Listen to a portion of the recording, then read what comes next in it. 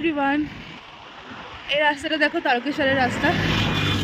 আজ ওয়েদারটা খুব ভালো ছিল, তো ভাবলাম আমরা এদিকেই কাজ করি। আমরা তারকেশ্বরের রাস্তায় আছি, তো ওয়েদারটা ভালো ছিল, ভাবলাম এদিকটা একটু ঘুরে যাই।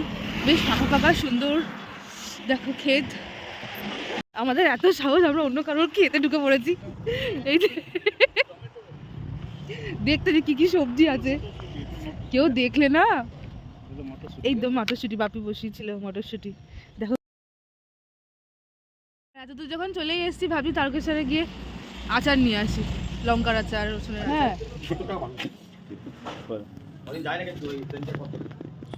যেটার জন্য আসা, এই যে এক ব্যাগ আচার,